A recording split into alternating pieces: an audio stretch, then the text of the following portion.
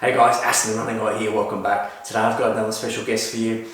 This guy can do it all, on the ground, in the water, in the air. He's a bit of an outdoorsy, adventure type bloke, a bit of an advocate for healthy living and healthy eating, and he has a great story to tell. So please welcome Rowan Beggs-French. Hey Rowan, thanks for coming along today, mate. Thanks very much for having us, Aston. Mate, this has been delayed a little bit because you've been overseas. Tell us about that, a bit of a family holiday. Yeah, family holiday to the Maldives, which was pretty incredible. So come back from 2.5 weeks in the sunshine and beautiful ocean. Yeah, I saw some of your pics on your social accounts. They look pretty awesome. Yeah, we were really lucky to get that trip in and just experience somewhere as pretty as that area. Yeah, fantastic. Looking at your social accounts, I can see that you tend to be the outdoor adventure type guy, which I'll touch on later on, but I just want to go back. You were born in New Zealand, so tell us about what you were doing over there and why you came over the ditch to Ausland. Yeah, absolutely. So I was really lucky to grow up on the west coast of the North Island, which as most people know, it's an outdoor paradise. So that was really, for me, where my love of adventure and the outdoors came in. I grew up playing soccer and surfing with my dad and riding bikes and doing all that sort of fun things. Sure. And with your height, you would have been a goalie, you reckon? Yeah, that's it. That's it. So what's your height at the moment? 6'5", so yeah, not too sure. But yeah, I was a goalie growing up. So. Yeah. So, and you were over there with your family? Yeah, that's right. Yep. And then made the move over to Australia actually on my behalf to become a pilot with the Air Force. Okay, right. Well, tell us about that. Yeah, so growing up surfing on the coast, we were fortunate enough to be pretty close to one of the Air Force bases in New Zealand. Okay. And one of my earliest memories with my dad was the Skyhawks, the jet fighters that New Zealand had, sort of coming over us at 200 feet and going super quick. And I thought that looked like the coolest job in the world. So I was really keen to make that my career. Okay. So you must have been pretty good at school. You need reasonable grades to get. Yeah. So I guess I was pretty average at school, and then I sort of sat down with my parents and told them that was what I really wanted to do, and they pretty well told me that And what age were you when you? 8. 8. Wow. Yeah. Okay. And you became a bookworm and put your head down. Yeah. It's amazing to be focused at that age and then to get your dream, to get your wings. That's incredible. Yeah, absolutely. So it was really cool. Parents were super supportive. Did everything they could to make that dream a reality. But from that early stage, I pretty well had one focus, and that was making. So when did you do your training? So I came over to Australia, finished high school, and moved up here to Canberra to go to uni with the Air Force. Okay. And then I did my pilot training in Tamworth and over in Perth. So Cool. So you obviously got to be pretty fit to be a pilot. Yeah, reasonably fit. Is that sort of where you start to get involved in sport? Yeah, it was. So my time at the Australian Defence Force Academy, so the Air Force's uni, that was where I sort of really fell in love with I guess endurance and that side of things. We did, so much PT when we were there, and I just thought it was the best thing, getting paid to get fit and, enjoy the outdoors. And had a friend convince us to come along and try a triathlon and get into mountain biking, and the rest is history. So. Yeah, sure. Well, let's talk about that history. So you've been involved in lots of different sports now. Probably going back to, was it on the road triathlons that you first started doing? Yeah, I did. Yep. Okay. So I started with on road triathlon, just with the Defence Force Club at ADFA. Yeah. And then pretty soon after that, it was probably within about 6 months, had a friend say, "Hey, you should come do a mountain bike race with us." Okay. Yeah. Then sort of from there, most of my running was off-road already. I really enjoyed just trail running and sort of getting out into nature. And from there, got into the mountain biking and sort of just kept doing those two things in parallel for quite a while. Sure. Because you've raced for Australia in that sort of off-road triathlon, is it? Yeah, that's right. Yep. But that actually was not until reasonably recently. So that was 2016. I did that. So Yeah, so before that, it had mainly been on-road tri and then mountain biking. What sort of distance? The Olympic distance? Olympic distance, but went up to full iron distance. Which race did you do there? So I've done Cairns and Ironman New Zealand. So. Okay, fantastic. Yeah. You got lucky with the weather in New Zealand? I did, yeah. Yeah, it was awesome. Okay. Taupo's such a beautiful place. Yeah, fantastic. Yeah, we were pretty lucky. There wasn't too much wind on the day we did it. Yeah. And you spend a fair bit of time on a mountain bike these days. I do, yeah, that's right. So, love racing sort of all disciplines of mountain biking, and been coaching the last few years as well, which has been wonderful. I see you're involved in a business there.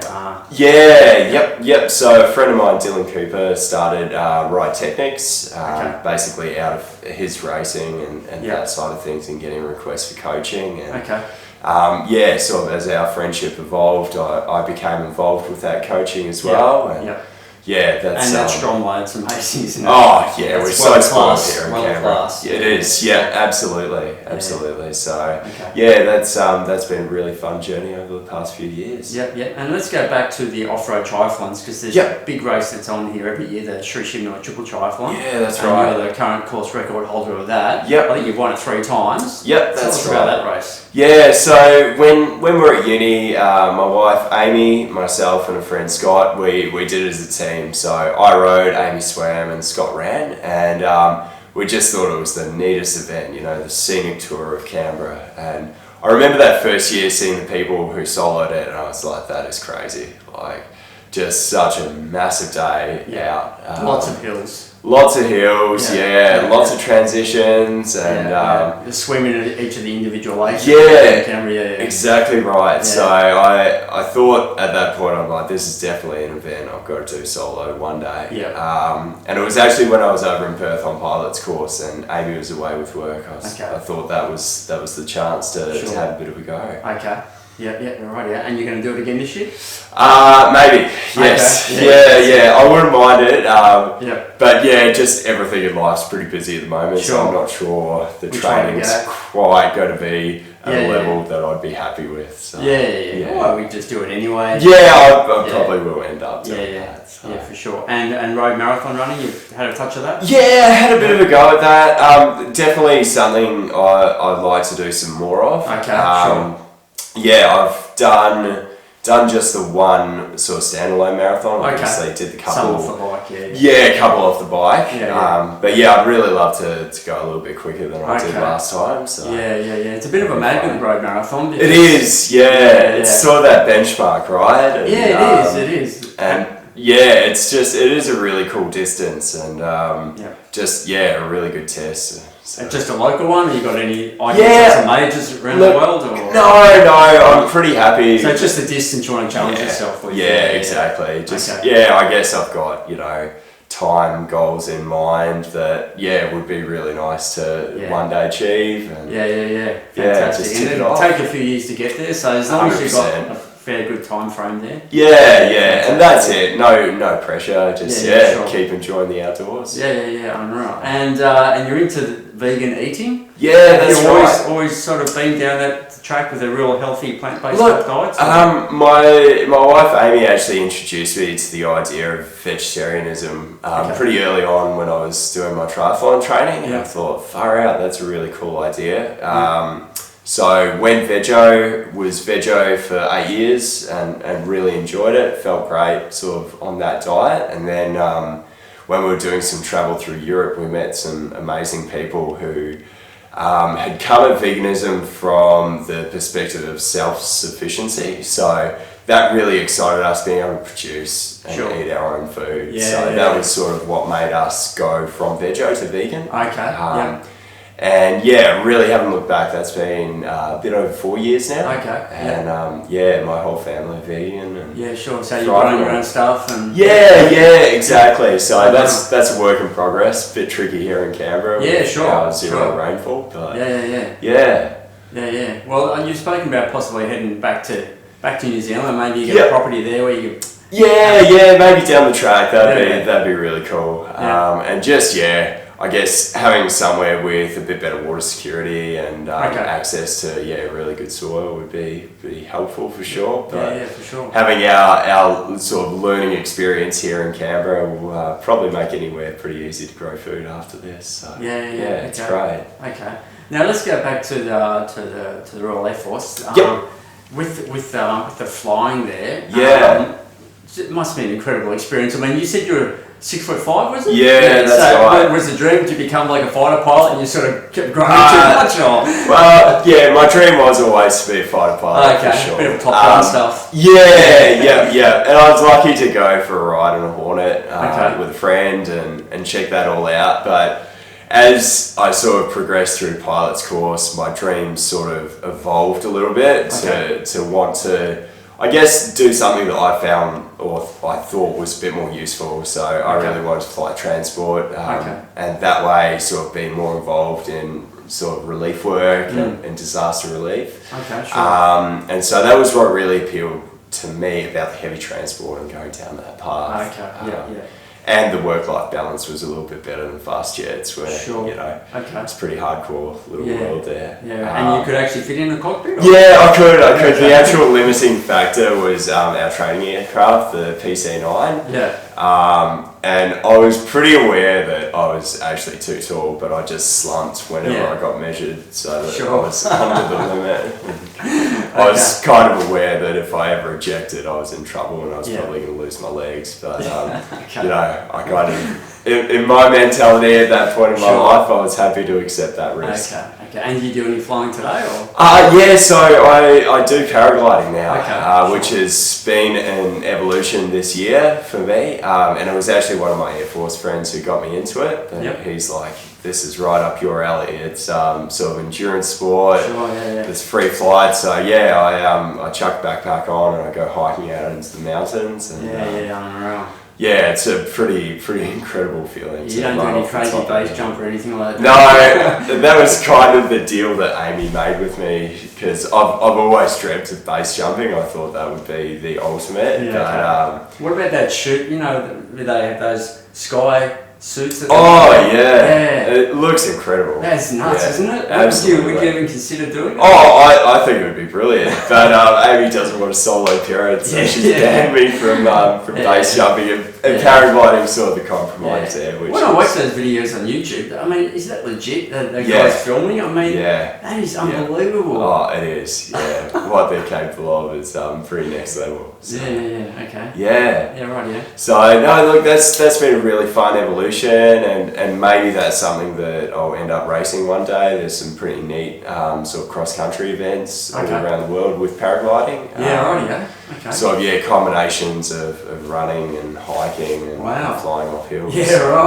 Yeah, so that's made wild. for you. Yeah, that's right. Probably all ex-pilots who just want to keep. I think so. Pretty much. Let's just make up these events. That's it. Pick the most beautiful mountains in the world and go fly there for a couple of weeks. So, that's awesome. And have you done much ultra trail running, or? No, not a whole heap. I've done sort of a couple of 50k events. But that's definitely, I guess, a space that I'm looking to explore over the next few years. Just sort of that more ultra endurance stuff. New Zealand has some great events over there too. I did a race over there a couple of years ago. And awesome. Unbelievable. There's no shortage of just wonderful events. I guess that's what's always excited me about endurance sport is just the variety that's out there. That's it. And if you keep maintaining your health and fitness, then you have the choice of being able to do all these events. So. Absolutely. That's really good. Really exciting. So what's the future then? The couple of years then? Like you mentioned a bit of road marathon running. Look, obviously the mountain bike riding. So you're doing competition stuff. So I guess I see the next couple of years as keeping on focusing on the family. So I've got a young daughter, and she's just started school, which is awesome.